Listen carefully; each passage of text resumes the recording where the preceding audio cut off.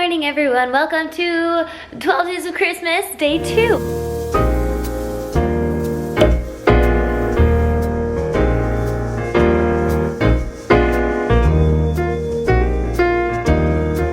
I am packing my lunch because I gotta go. I slept in today because I could not fall asleep last night. I had such a hard time. I feel like this show just went so well and I was really happy with it, and then I was just on this like eternal high. I was just like, yeah, I just want to sing. Ooh, can I stay up all night and sing? So let me just show you what I'm packing for lunch. You guys love seeing what food I'm eating. I have a banana, putting it in my roots bag. That is my current lunch bag. I have a blueberry bagel. I also packed a container of butter so I don't use any like little tiny plastic ones.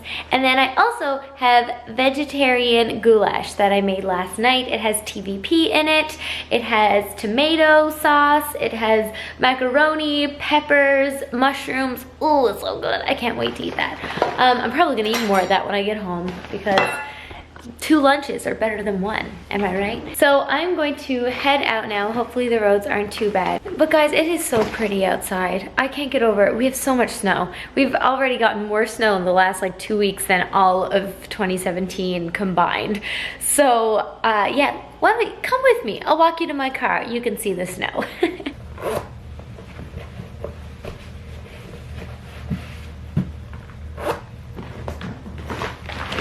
Look how beautiful it is outside. It is so pretty. That car needs to be dug out. It is so fluffy and beautiful, and look at this sky. It's just stunning today. It's such a beautiful day. Oh my goodness. Very excited. Let's go to my car, which is in the garage. Woo! This is definitely a luxury I've never had before. Every morning when I drive to work, I put the speakerphone on my phone and I call my girlfriend. I wake her up in the morning, even though it's quite early. I think it's about 6:30 her time in Toronto, so it's very sweet, and it makes sure that we are connecting at least once in the day, which is so important for long distance relationships.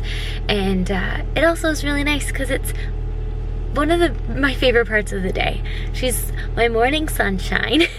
I'm gonna call her now and I'm gonna put you down, and I will see you after I finish up at the university. La la la la la la la la la. Woo! Yay! I am done for the day. It is officially the freaking weekend. I am going Christmas shopping for my dad. And yeah, I can't tell you what it is because my dad is probably one of my most regular watchers on YouTube. Hi, Dad. So I'm gonna go and pick up his gift now. But you guys will know what it is. I will be vlogging on Christmas Day, so I'm excited to show you. Yeah, I'm tired, but I also feel great because I got some coffee. I've been using a travel mug, and it's been awesome. This one is by Nespresso. You guys know I love my Nespresso accessories, but yeah, this one is really awesome, and it was the Carl and Craig collection that they did last year, and those artists, they're great guys. I met them and they're absolutely fantastic. Got my coffee, so I'm gonna survive the gift shopping adventure, and then yeah, let's see what we'll do tonight. I'm excited. I'm gonna upload a video and then we'll figure it out from there.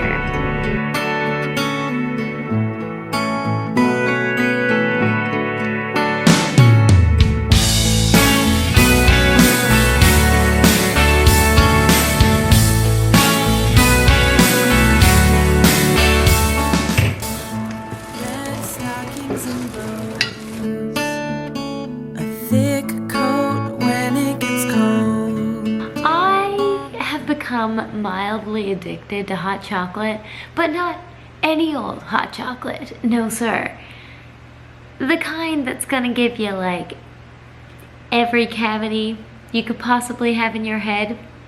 That one. I'm gonna make it for you tonight because today I spent the whole day working away, and you know, don't have a whole lot of incredible content besides this glorious blurry video of this kitten that I saw when I was supposed to be Christmas shopping. How do you convince your parents as an adult to get a cat? So after a long old day, I am just craving some comfort, and that, my friends, comes in the form of hot chocolate, which I've been drinking almost every night. Not the best idea, but let me show you how I make it. It's so disgusting. It's so good. So to make this luxurious drink, you're first gonna need some carnation hot chocolate. This, my friends, this is what makes it. I put in like 3, 4, 5 spoonfuls of this, depends on the cup. And today, we're using this little guy, Mr. Frosty Nose. Ooh, I love how his nose sticks out. It's so cute.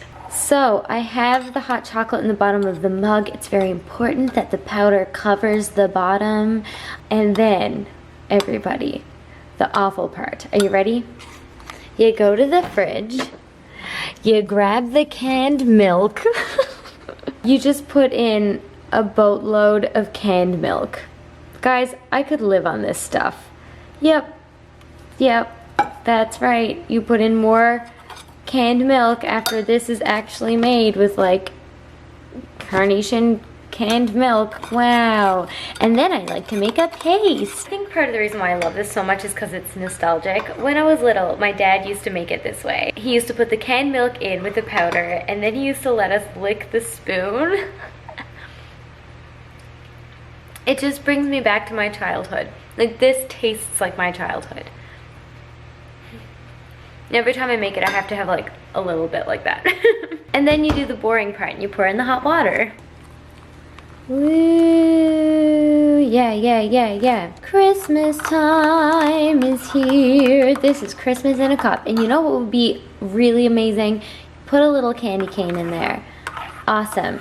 And that's how you make the most garbage hot chocolate you could ever ask for. But my God, is it delicious. Look, this looks perfect and amazing.